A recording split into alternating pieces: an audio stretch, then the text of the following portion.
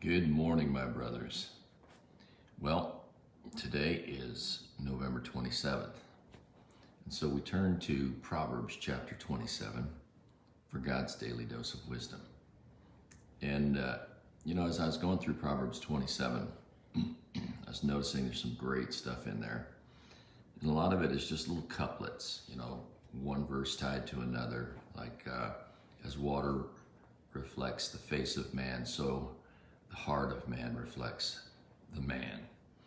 Things like that. There's just really, I call them niblets, because they're little tiny bites of wisdom that you can just gobble down, and they're real easy to understand. But every once in a while, you run up against a series of verses that Solomon has strung together to make a particular point.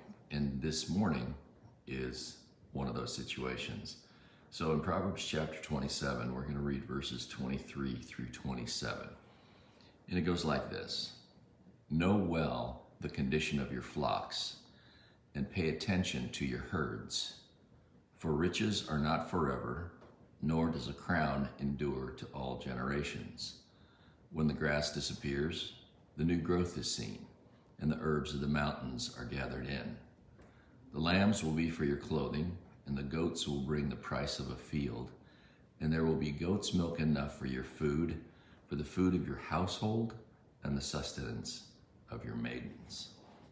Now, that's a rather obscure series of verses, but you got to remember that when the Bible was put together, they didn't have chapter and verse and so forth. It was just a scroll with, the scriptures written out on it.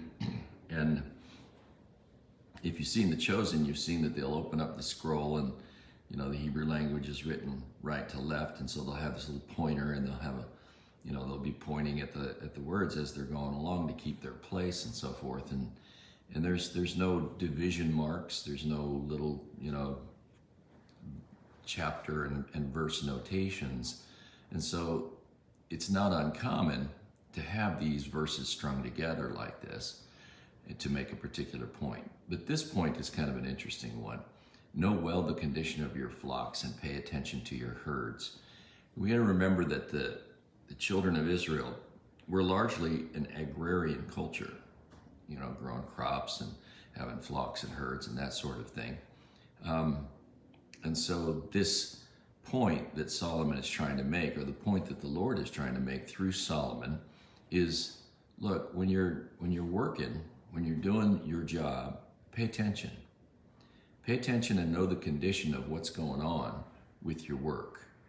Don't be so focused on the work itself that you're not lifting your head up and you're getting a bigger picture.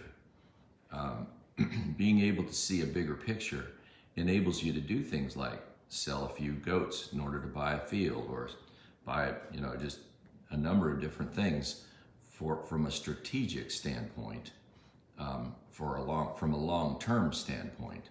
And so I think that's the point that he's trying to make. And what it reminds me of is in Colossians chapter 3, verses 23 and 24, Paul's writing to the church in Colossae, and he's giving instructions to various people. And in this particular section, he's giving instructions to slaves. And it says, whatever you do, do your work heartily, as for the Lord, rather than for men, knowing that from the Lord you will receive the reward of the inheritance. It is the Lord Christ whom you serve. And isn't it wonderful that we serve a God who's concerned about our occupations? He's concerned about our calling. He's concerned about the way that we create money for ourselves so that we can sustain ourselves.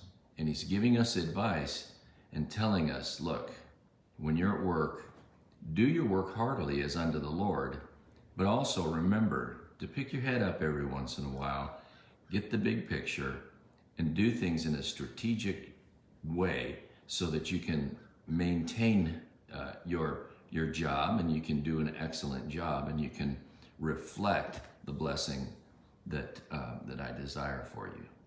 So my brothers, as we prepare to go back to work, and I know that many of us have had some time off, I know that I have, and it's been a huge blessing. And as we prepare our hearts and minds to go back to work tomorrow on Monday, I pray that the Lord would bless you, the Lord would keep you, the Lord would cause his face to shine upon you, the Lord would lift up his countenance and give you peace. I love you. Go out and make a difference in someone's life today. Have a great day.